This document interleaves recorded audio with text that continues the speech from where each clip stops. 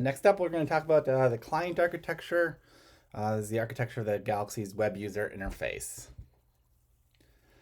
Um, so the source code for the JavaScript which powers the client is in client source. Um, the source style sheets, the shared ones are in client source style. Packed bundles are served by Galaxy are stored in static dist. So run.sh, the script to start Galaxy uses git diff to try to determine if the client needs to be rebuilt, and it does so before starting Galaxy if it's needed.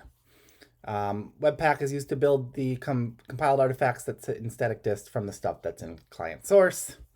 The upshot is if you're developing against a client, changing the code around, modifying files in client, then you need to rebuild with make client or one of its variants before deployment. The make file in Galaxy has a bunch of client-related tasks that are useful for this. Node deps is sort of the root of all of it. It installs Node.js and all the dependencies of the client. So a bunch of external libraries and stuff needed to run the client come from npm and are installed as part of Node deps. Make client just builds the sort of vanilla client-side artifacts.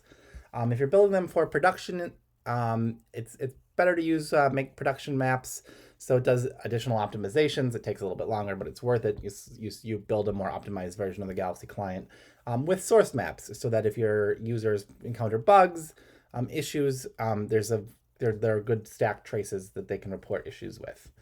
And as you can see, each of these makefile targets is just a very light wrapper around Yarn. So feel free to just like CD into client and then use Yarn, use your sort of JavaScript build development if you'd rather think about things that way. Make Client Watch is a version of Make Client that will monitor the client for changes and rebuild on each change. Make Client Format will run prettier on the code and sort of make sure that all the client is formatted correctly, the source code. So this is important to run before you make a pull request. Same with make client lint. It will check the format was updated with make client format and will check for any common errors with ESLint. And then two testing things, make client test will run all the JavaScript unit tests, and make client test watch runs all client unit tests on each change of the files or the test files, but just the ones that are touched. So I mentioned make client watch. This is sort of the older style, and this will just rebuild the things that are in build dist as needed on each change. It's still a relatively slow process. An extra client development server can be started up. So if you're doing serious hardcore client development, this development server can rebuild the client. Well, it doesn't build the client, right? It serves the actual source and uses hot module replacement. So as files are modified, the server will just essentially reload what's needed to load that. You can use make client server, and then what this will do is it will any request to the client sort of go through this extra node server, and then everything else is proxied to localhost 8080, the sort of default Galaxy server. There's more information about this in the client documentation. So I mentioned Webpack. So what it does is it builds optimized artifacts for Galaxy to serve. So it takes JavaScript, CSS, Vue components, even images to some degree, breaks them down, optimizes them, and builds packets so that the app can be downloaded with one optimized artifact instead of requiring dozens of JavaScript files to be loaded. So that's a lot faster. This process is all configured in config webpack.config.js underneath the client directory. Oh no, this config is wrong. It's client webpack.config.js. Sorry, that's a typo. Yeah. So check out this file for more information. There's some complexity around how Viz plugins are compiled and stuff, but this is sort of the central dogma that we sort of build optimized artifacts and ship them. And so then, yeah, here's just a screenshot from a few years ago. When we load Galaxy, we're not getting dozens of files. We're just getting essentially one file for the analysis bundle. So, the app that's running, and then one file for the library bundle, which is all the JavaScript libraries. All the rest of these files are coming from the the welcome.html page for usegalaxy.org. So as we sort of move from Bootstrap and some older technologies into Vue, more and more components have their own style sheets, sort of namespaced and local to the component, but Galaxy still has a lot of shared style sheets. And we generally use SES syntax for these. It's a higher level superset of CSS, so feel free to go check it out. It's got things like inheritance, mixins, etc. It's a lot less verbose than CSS. And then we use the Sass, basically. The application Sass is leveraged by Webpack to convert these styles into native CSS at client build time. And the CSS files are found, the global ones are found in client source style SCSS. But like I said, components have their own styles. We'll talk a little bit about that later on.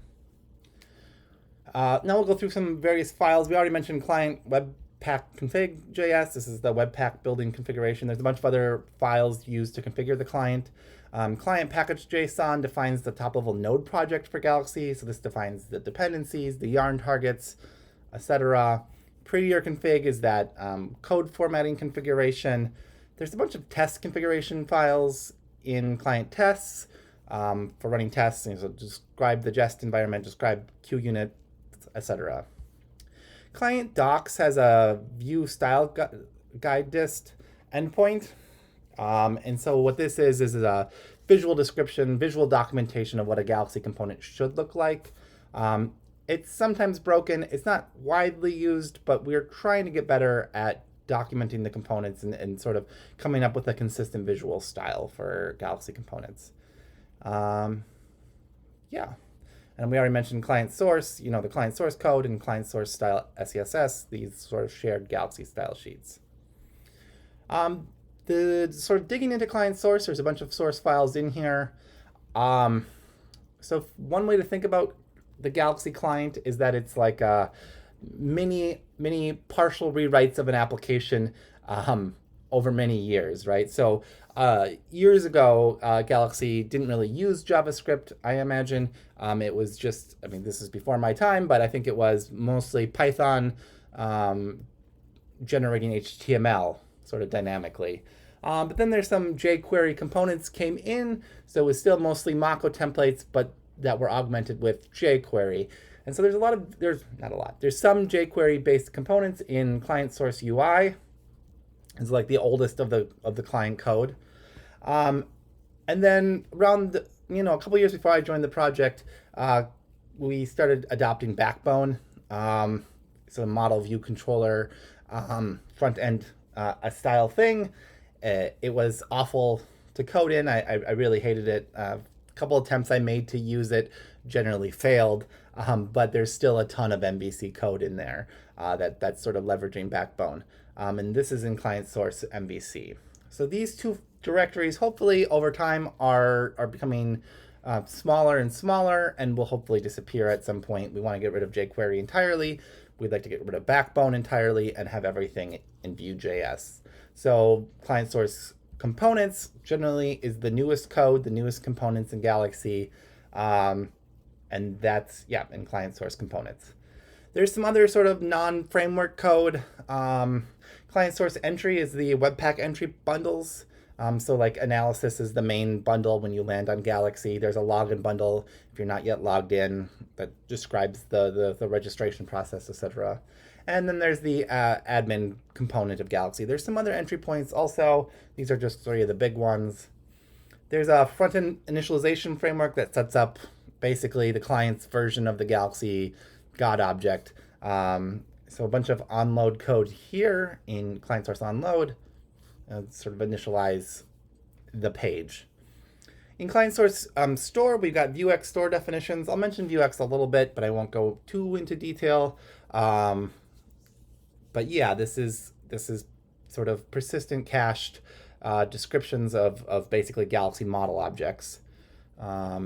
Things loaded from the server that need to be stored in the client for sort of rapid access and accessed and mutated in a consistent fashion. And this code is all in client source store. Client source bundled entries are like globals hacked onto the global window object, so that legacy Mako code, legacy UI code, other sort of entry points can access Galaxy internals in a sort of haphazard way.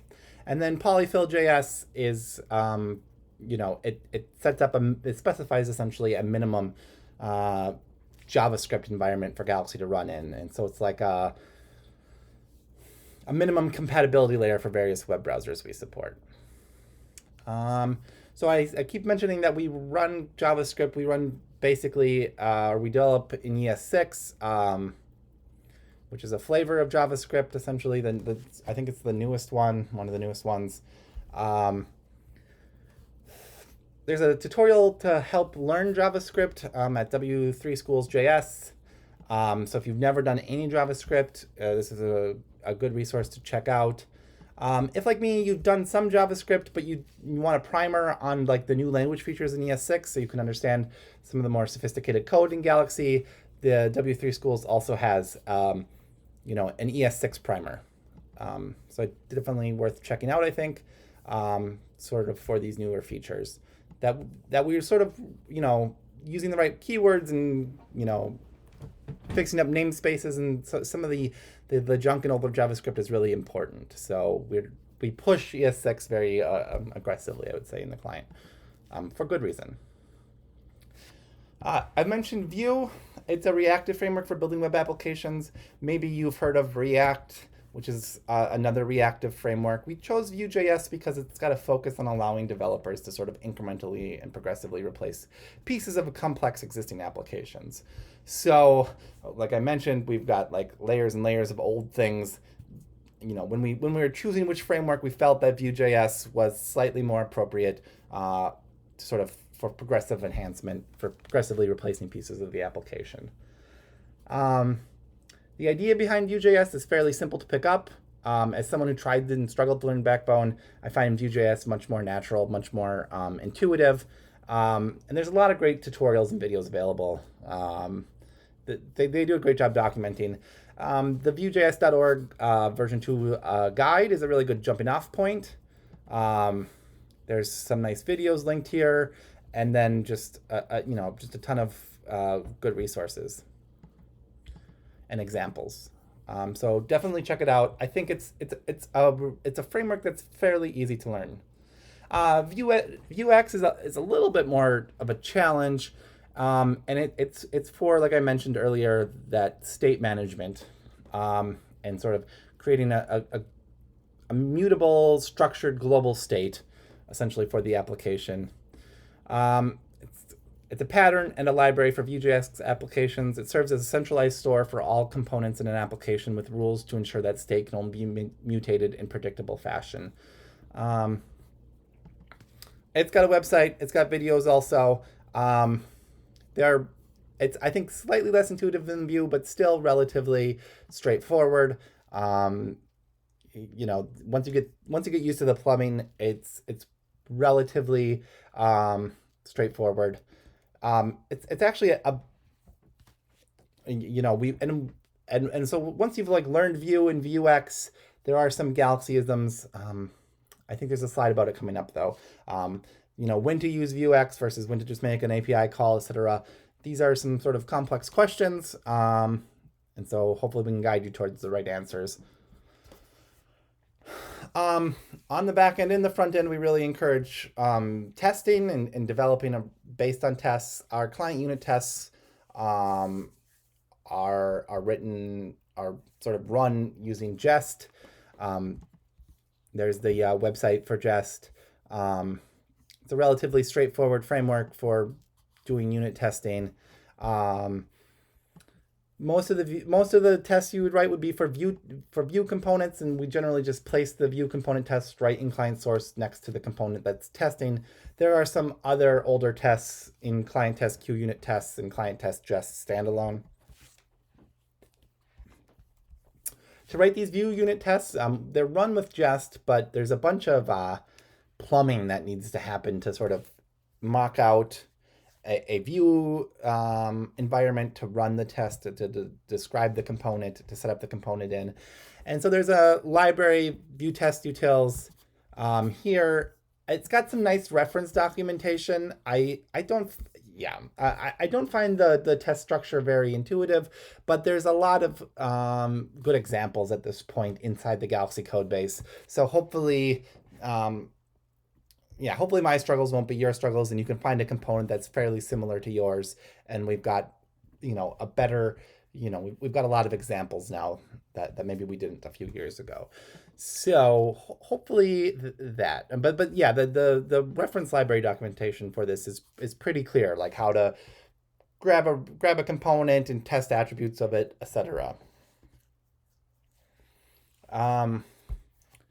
Mason put together some nice QUnit client design tips underneath doc source component design unit testing in the client documentation.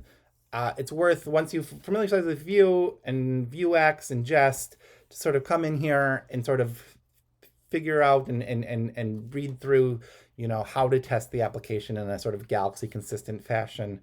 Some of his takeaway points are: clearly document the intent of your test, implement logic and pure functions when possible, and then wrap native browser resources in a function so they can be easily mocked.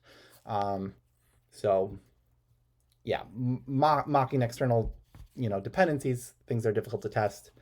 Sort of a common pattern in both unit tests on the front end and the back end.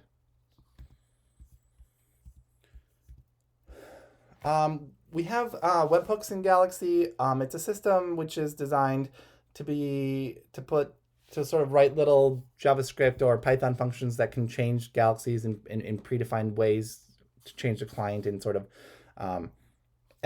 specific hooks, like the name implies. It's a plug infrastructure for the Galaxy UI. We've got a nice little tutorial on the training network about it. I would definitely check that out. If you want to just sort of customize your Galaxy instance, webhooks may be the answer. It's worth checking out.